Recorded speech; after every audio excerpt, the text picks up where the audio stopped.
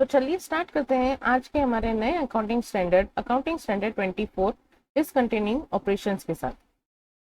इसमें भी सिर्फ एक ही क्वेश्चन है, उसके दो सब पार्ट हैं और वो भी थियोरेटिकल क्वेश्चन ही है। बाकी जो प्रैक्टिकल क्वेश्चन होंगे हम वो आरटीपी और पास्ट एग्जाम पेपर्स के थ्रू जब हम वो सॉल्व करेंगे तभी वो देख लेंगे। क्वेश्चन गो थ्रू करते हैं। What are the disclosure and presentation requirements of AS24 for discontinuing operations. तो पहले हम इसका ही आंसर देख लें, दूसरे वाले का हम बाद में देखेंगे। तो क्या क्या प्रेजेंटेशन और डिस्क्लोजर रिक्वायरमेंट्स हैं वो हम देख लेते हैं। An enterprise should include the following information relating to discontinuing operation in its financial statement, beginning with the financial statement for the period in which the initial disclosure event as defined in para 15 occurs। तो इसमें क्या होता है, discontinuing operation में सबसे पहले तो initial disclosure event एक हमें रिकॉग्नाइज करना होता है कि सबसे पहले कब इवेंट जो है वो रिकॉग्नाइज हो रहा है। तो इनिशियल डिस्क्लोजर इवेंट उसमें हमें जब जैसे ही वो ऑकर होता है उस फाइनेंशियल स्टेटमेंट में हमें क्या क्या डिस्क्लोजर देने हैं।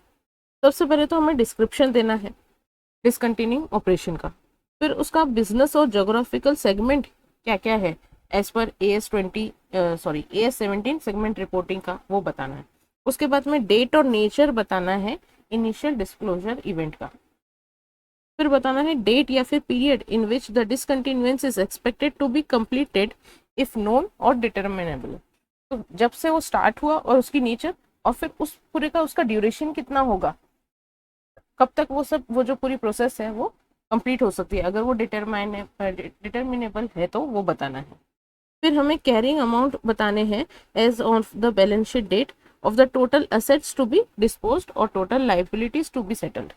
जितने एसेट्स हमने डिस्पोज ऑफ करने हैं और जितनी लाइबिलिटीज हमें सेटल करनी है उन सब की कैरिंग अमाउंट क्या है बैलेंस शीट डेट के ऊपर वो बताना है।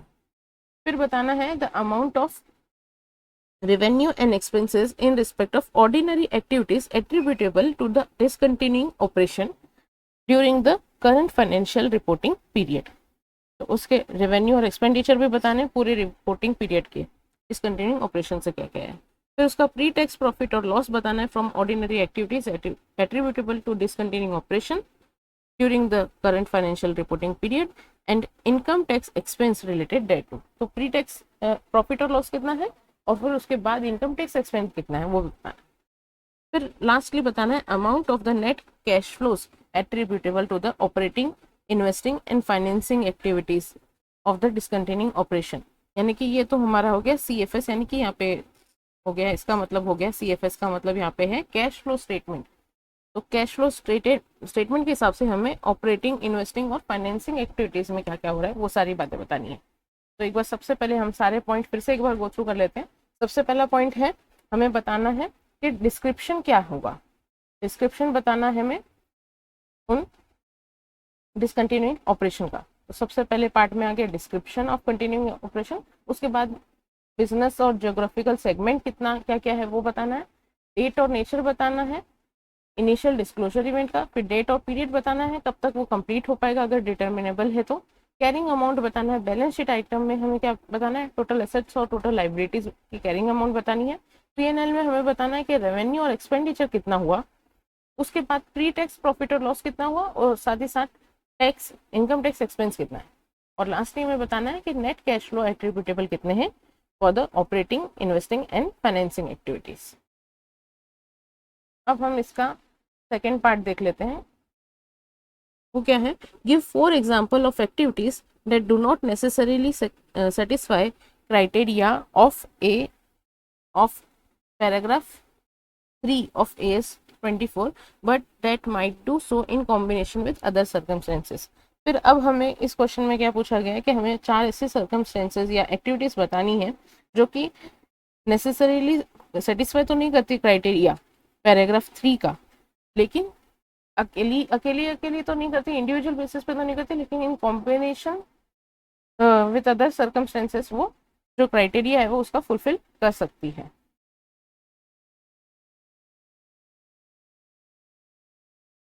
तो इसका भी आंसर हम देख लेते हैं अभी। Paragraph 3 of accounting standard 24 discontinuing operations क्या कहता है, एक्सप्लेन करता है criteria for determination of discontinuing operation.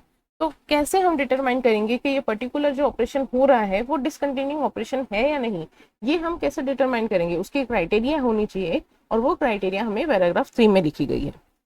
अब ये बताना है कि पैराग्राफ 3 के अंदर हमारा क्वेश्चन क्या था कि ऐसे एग्जाम्पल दो जो कि डू नॉट नेसेसरीली क्राइटेरिया में फॉल नहीं करते, लेकिन अगर उन कॉम्बिनेशन में हो विद अदर सर्कमस्टेंसेस तो वो criteria for determination of discontinuing operation बन सकते हैं।